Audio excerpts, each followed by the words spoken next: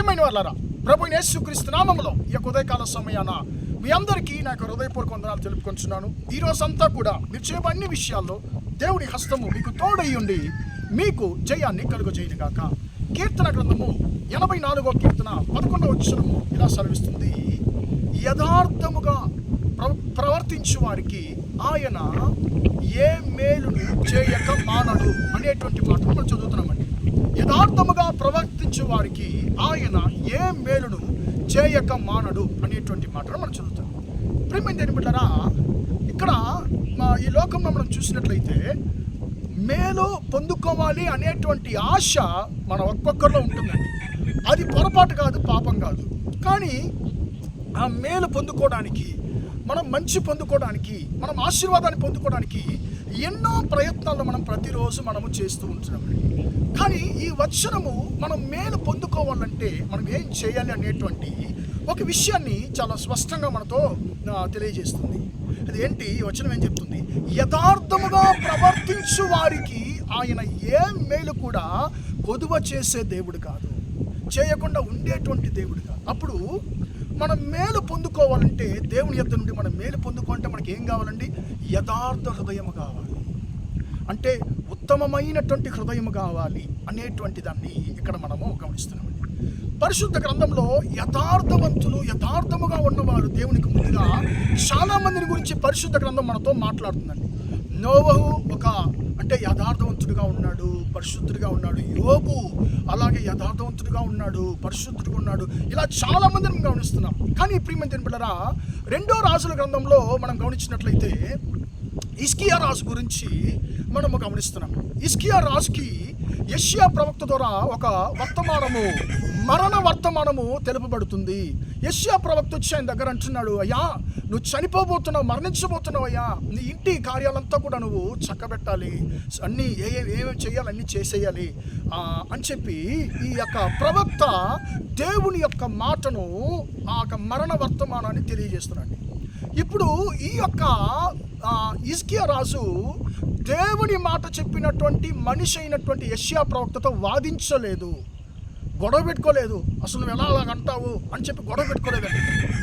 కానీ ఆయన ఏం చేశాడంటే దేవునికి విజ్ఞాపన చేశాడు. ఈరోజు మనము కొంతమంది మనుషులతో మనము వాదిస్తూనే ఉంటాము, అంటే వాళ్ళతో మనము పోరాడుతూ ఉంటామండి. అలా కాదు, మనం ఏం చేయాలంటే దేవుని యొద్ద మనం యుద్ధం చేసేవారిగా ఉండాలంటే ప్రార్థనలో దేవునితో మనము పెనుగులాడేవారిగా, యాకోబు వలె మనం ప్రార్థనలో దేవునితో మనము పోరాడేవారిగా ఉండాలి. ప్రియమైన దేవుని బిడ్డలారా, ఇప్పుడు ఇక్కడ ఏం జరుగుతుంది?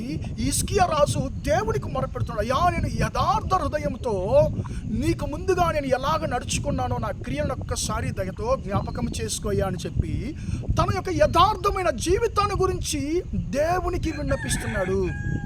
ప్రియమైన దేవుని బిడ్డలారా, ఇక్కడ ఈయన జీవితాన్ని గురించి నేను ఆశ్చర్యపడుతున్నానండి. ఎందుకంటే యెహోవాకి తన యొక్క యథార్థమైన హృదయము గురించి, తన యథార్థమైన క్రియల గురించి ఒక వ్యక్తి ధైర్యంగా మొరపెట్టగలడంటే ఈయన ఎంత దేవునికి ముందుగా యథార్థవంతుడిగా ఉండాలండి. ఒకసారి ఆలోచించండి. ప్రియమైన దేవుని బిడ్డలారా, ఈరోజు అంటే మన వైపు మన దగ్గర నేను యథార్థంగా ఉన్నాను, దేవుని దగ్గర నేను నిజంగా ఉన్నాను అని చెప్పి ఒక్క విషయాన్ని మనం చెప్పగలమా అండి? అంటే దేవుడు ఎదురు చూసే విధానంలో నా జీవితం యథార్థంగా ఉంది అని చెప్పి ఒక్క విషయంలో కూడా మనం ఎన్ని విషయాలు అసలు చెప్పగలమండి? కొంతమంది జీవితంలో ఒక్క విషయంలో కూడా చెప్పలేరు, ఒక్క సంగతిలో కూడా చెప్పలేరు. అంటే అన్నిటిలో మనం దేవుని ముందు పొరపాటు గలవారుగా ఉంటున్నాం. కానీ ఈ యొక్క హిజ్కియా రాజు అంటున్నాడు, అయ్యా నేను యథార్థ హృదయంతో అయ్యా నీ ముందు ఎలాగ నడుచుకుంటున్నావు, నా క్రియలను ఒక్కసారి దయతో జ్ఞాపకం చేసుకొని చెప్పి ఈయన దేవునికి తన యథార్థ హృదయాన్ని గురించి విన్నపిస్తున్నాడండి. వెంటనే దేవుడు కూడా యొక్క మొరను ఆలకిస్తున్నాడు.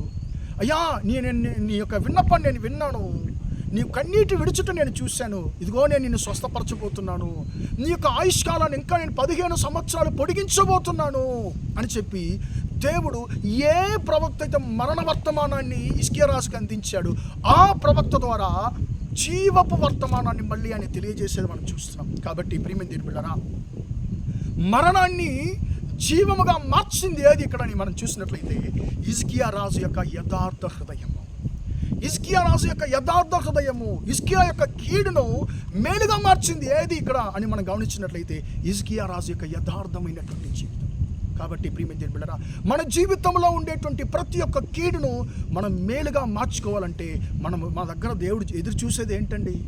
యథార్థమైన జీవితం, యథార్థమైన హృదయం. కాబట్టి యథార్థమైన ప్రవర్తనలతో మనం ఉండి దేవుని యొద్ద నుండి మనం మేలు పొందుకుందాం. ప్రార్థన చేద్దామా? ప్రేమగల మా తండ్రి, దయగల దేవా, ఇంతవరకు ఈ మాటలు విన్న తండ్రి, నీ బిడ్డలు మీరు దీవించండి, ఆశీర్వదించండి అయ్యా. యథార్థముగా ప్రవర్తించే వారికి ఆయన ఏ మేలును చేయక మానడని తండ్రి మేము చదువుతున్నాం అయ్యా. హిజ్కియా రాజు తన యొక్క యథార్థ హృదయాన్ని గురించి నీకు మొరపెట్టగలిగాడయ్యా. తాను నీకు ముందుగా యథార్థ హృదయముతో చేసినటువంటి క్రియలను నీకు తండ్రి చెప్పగలిగాడు. ఈరోజు మా జీవితంలో మేము కూడా తండ్రి యథార్థ హృదయంతో యథార్థమైన ప్రవర్తనలతో నీకు ముందుగా మేము నడుచుకుని తండ్రి మా జీవితంలో కూడా మేము మేళ్ళు పొందుకోవడానికి కృపదైత్యమని ప్రార్థిస్తున్నాను తండ్రి. ఈ మాటలు విన్న ప్రతి ఒక్కరికి తన యొక్క కృపను మీరు అనుగ్రహించమని ప్రార్థిస్తున్నాను తండ్రి. ఈరోజు అంతా కూడా మా సహోదరి చేసే అన్ని విషయాల్లో మీ హస్తం తోడుండి వారిని ఆశీర్వదించమని యేసయ్య నామంలో ప్రార్థించడానికి వేడుకొంచున్నాను తండ్రి. ఆమేన్, ఆమేన్. ప్రియమైన వాళ్ళారా, దేవుడు మిమ్మల్ని దీవించి ఆశీర్వదించును గాక. Praise the lord, praise the lord.